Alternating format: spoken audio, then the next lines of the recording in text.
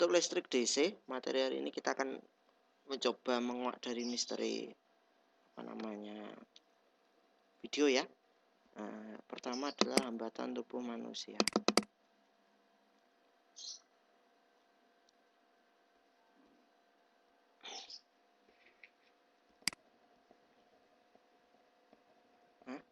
Ini videonya tentang hambatan tubuh manusia.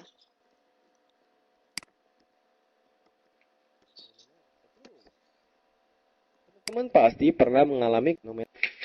Oke, assalamualaikum warahmatullahi wabarakatuh. Jumpa lagi di channel ngelistrik.com. Pada video kali ini saya akan bahas tentang fenomena yang sering kita alami, yaitu fenomena kesetrum. Teman-teman pasti pernah mengalami kejadian seperti ini, yaitu kesetrum saat megang peralatan rumah tangga, saat ingin menyalakan lampu seperti ini, atau di tempat kerja saat membetulkan motor-motor listrik yang rusak, atau saat di rumah seperti ini. Ya, jadi teman-teman, kesetrum itu adalah fenomena yang sangat berbahaya. Jangan dijadikan bahan bercandaan seperti video yang tadi. Pertanyaannya adalah, kenapa kesetrum sangat berbahaya? Karena kesetrum bisa menyebabkan badan lemas hingga terjatuh, kejang otot, lalu susah napas, jantung berdebar, hingga luka bakar atau gosong, bahkan kematian. Lalu bagaimana kesetrum bisa terjadi? Simpelnya adalah karena ada aliran listrik yang masuk dan melewati jaringan otot, jaringan saraf, dan organ-organ penting di tubuh kita. Untuk lebih jelasnya silakan disimak pembahasan berikut ini. Oke, jadi teman-teman, fenomena kesetrum ini terjadi karena adanya arus listrik yang mengalir melewati tubuh kita menuju ke grounding. Salah satu faktor penyebabnya adalah adanya kebocoran listrik yang disebabkan oleh kabel terkelupas atau kabel yang tidak terpelihara dengan sangat baik. Di sini ada 3 variabel, yaitu variabel V atau tegangan, lalu ada variabel R atau resistansi atau hambatan, lalu ada variabel I atau arus listrik. Variabel I atau arus listrik inilah yang sangat berpengaruh terhadap efek kesetrum pada manusia. Teman-teman bisa melihat tabel di sebelah kanan ini. Ya, tabel ini adalah tabel batas arus yang melewati manusia. Dari 0 sampai 0,9 mA itu tubuh belum merasakan pengaruh apapun. Lalu dari 0,9 sampai 1,2 mA baru terasa adanya arus listrik pada tubuh, tapi tidak menimbulkan kejang-kejang. Lalu di 13 sampai 15 mA di sini rasa sakit sudah terasa. Namun pengantar masih dapat dilepas. Ini artinya adalah ketika kita tersetum, maka dengan refleks kita dapat menarik tangan kita dari benda yang menyetrum tersebut. Lalu di 15 sampai 20 mA, otot sudah tidak sanggup lagi melepaskan pengantar. Dan yang terakhir dan yang sangat bahaya adalah di range arus 50 sampai 100 mA, yaitu batas arus yang dapat menyebabkan kematian. Di sini saya akan contoh simulasi. Nah, ini hukum Ohm ini. Jadi VIR Hukum perhitungannya. Kenapa? Akibat tersetum bisa menyebabkan kematian. Jadi di sini ada tegangan listrik seperti yang di rumah, yaitu 220 volt. Lalu di sini ada resistansi atau hambatan rata-rata manusia, yaitu sebesar 1000 ohm. Lalu di sini ternyata tidak sengaja terjadi kebocoran arus listrik pada peralatan listrik ini, sehingga arus mengalir melewati tubuh manusia menuju ke grounding. Pertanyaannya adalah berapakah arus listrik yang mengalir tersebut?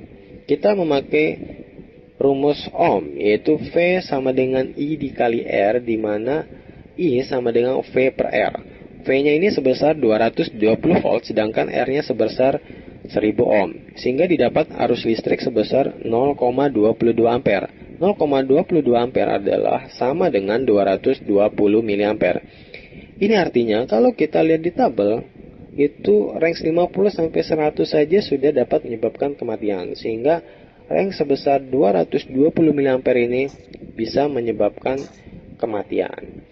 Lalu apa yang harus kita lakukan? Sebagai contoh, kita coba pakai alas kaki atau sepatu safety. Jadi sepatu safety ini dapat meningkatkan resistansi tubuh manusia menjadi 200.000 ohm.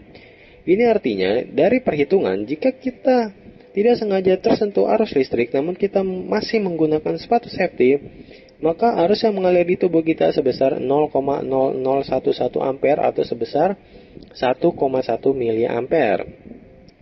1,1 miliampere ini artinya tubuh baru terasa adanya arus listrik tapi tidak menimbulkan kejang. Jadi sepatu ini dapat merendahkan atau meminimalisir efek kesetrum pada tubuh manusia.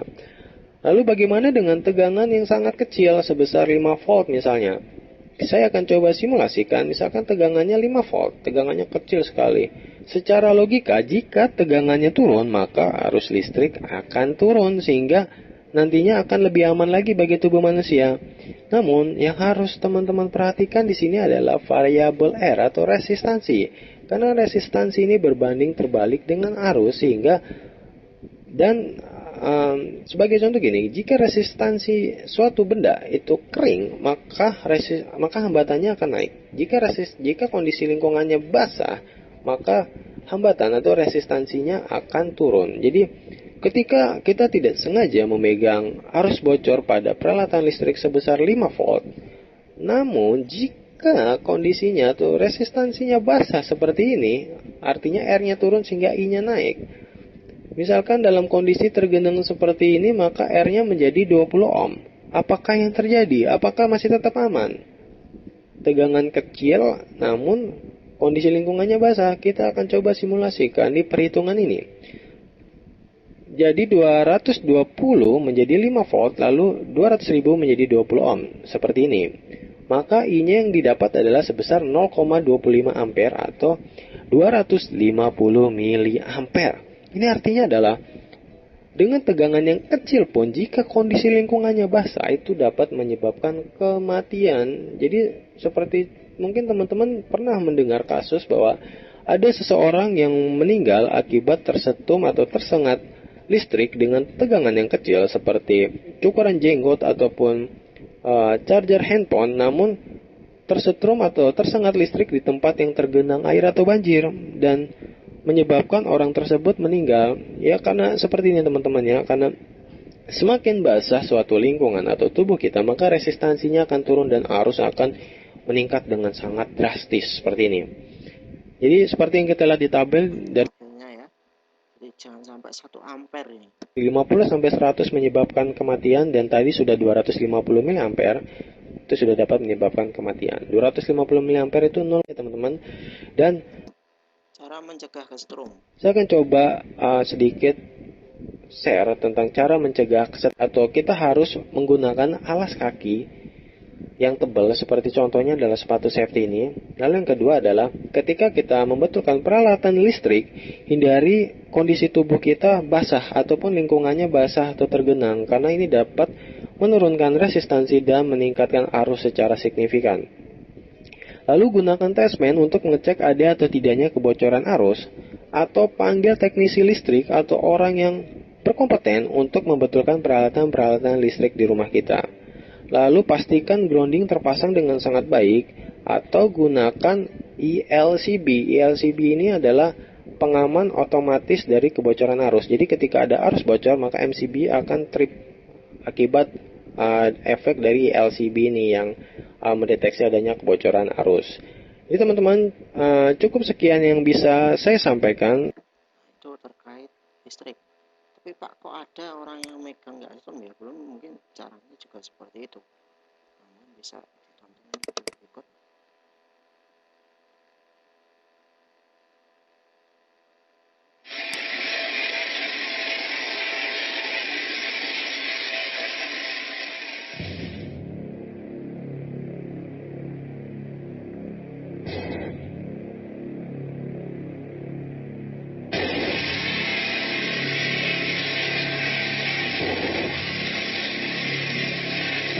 Listrik itu kalau menyala, ya besar. Kalau listrik sudah menyala seperti ini, ya tegangannya jelas tinggi nih. Nah, sekelas kok menyala itu listrik sudah tegangannya besar. Nah, ini, tapi dia di sini memakai baju anti saktinya ini.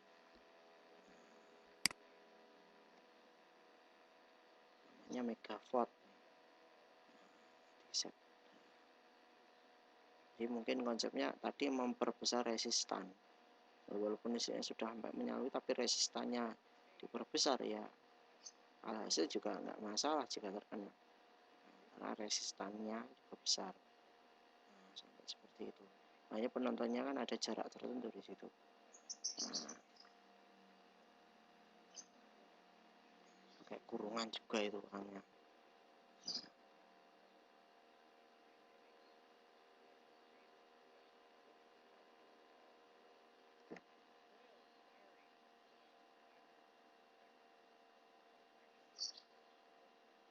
Kira-kira berani. Jangan ditiru ya ini adegannya, ini bahaya ini kalau tidak ahli.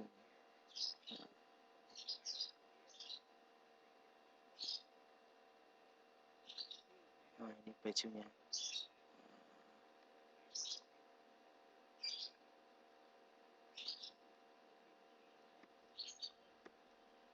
Jadi ini dokumentasi baju yang bagus tahan listrik ini kayaknya. Bahannya memang unik ini kayaknya. Nah,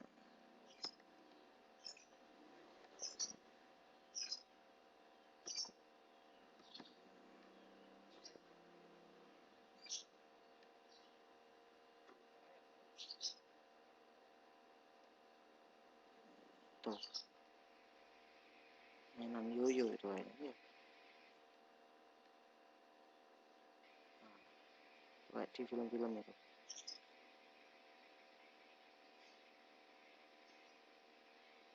Nah, itu.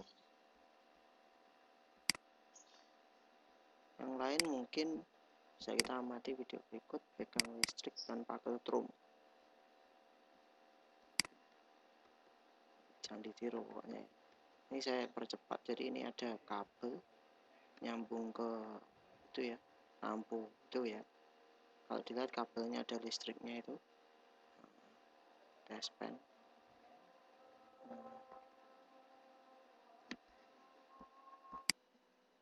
Nah, ini ya,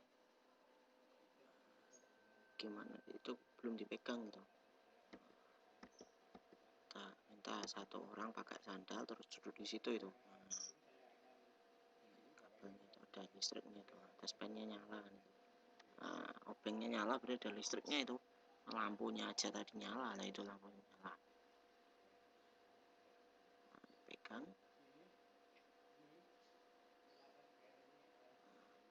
Tangannya dicek, ternyata ada listriknya. Ini juga mengandung arus listrik. Ini di sini mengandung arus listrik dan bahkan di sini pun ada arus listriknya. Tapi apabila Mas Asep ini disentuh oleh orang lain yang terhubung dengan tanah atau ground, maka kedua orang ini bisa tersengat arus listrik seperti itu ya. Jadi ini ada aliran listriknya di tubuh Mas Asep ini, semua beraliran listrik seperti itu. Tapi tanpa menyentuh tanah maka dia tidak tersengat. Dan selanjutnya saya panggil Mbak Lasri untuk mempraktekkan ini. Diangkat seperti ini. Sama ini sama Menyala. intinya sama Tangan ini itu. juga menyala, ada listrik. Video selanjutnya, video terakhir, yaitu tentang multimeter tutorial. In this video, I'm going to cover multimeters and how to Saya ambilkan sebetulnya. use them to measure voltage, current, resistance, continuity. First up, where do you buy a multimeter? Well, multimeters are everywhere. You can get them at Radio Shack, Sears, stores, Walmart, on eBay, whatever's easiest for you. First up. Nah ini, dalam avometer atau multimeter ada berapa simbol, karena nanti melihat simbol ya. V seperti ini itu tegangan, tapi tegangannya ini tegangan PLN, ini tegangan DC. DC arus listrik DC. Resistansi ini hambatan, ohm, mencari ohm. Ini kontinuitas WiFi mungkin ini canggih nih. Ukuran arus listrik bisa. Nah ini kenapa kok angkanya banyak, karena arus listrik mulai maksimal miliampere. Nanti kalau ini diputar ke sini miliampere maksimal. Kalau listriknya lebih ya nggak akan terukur, maka kita tingkatkan lagi, diputar lagi sampai 10 ampere. Jadi diputar dulu nanti sesuai kebutuhan yang ingin diukur.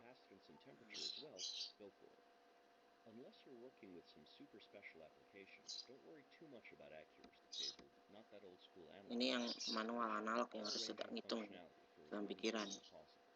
Nah, diputar ke ohm, diputar ke voltage, bisa.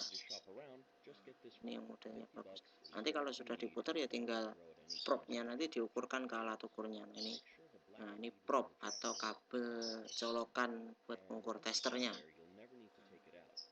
Ini com ini ground, ini yang hitam ini. Nah, ground. Nah yang merah nanti menyesuaikan port yang mengukurnya. Nah ini mengukur arus tegangan DC, voltage DC.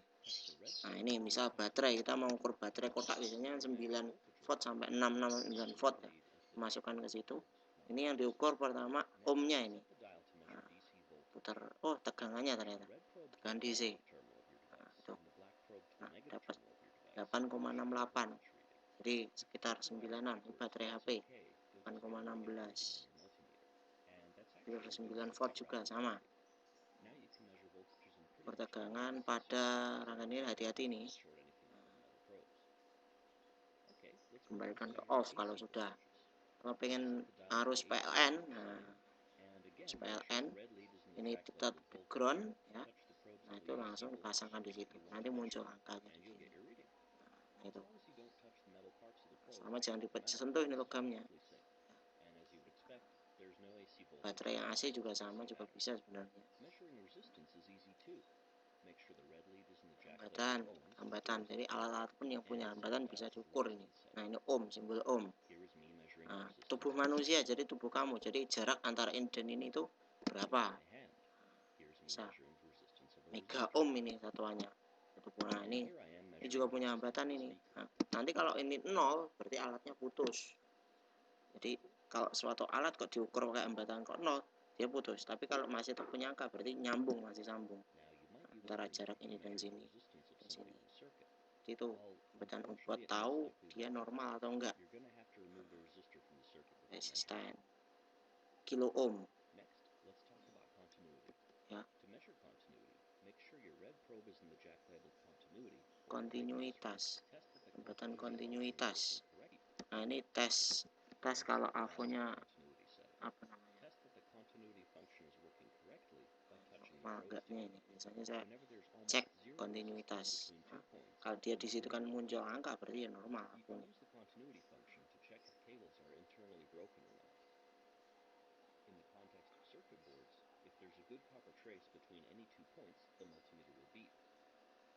Kalau yang canggih biasanya bunyi ini. Ada yang konslet. Nah, multimeternya ada suaranya. Bagus. Canggih lagi.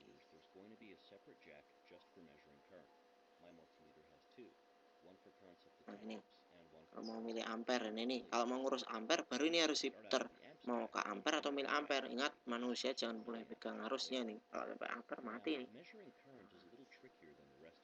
Kalau arus harus dibuat seri loh ya.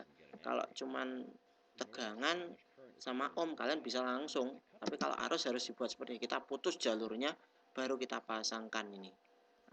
Ya, tanpa ada dia sudah seri.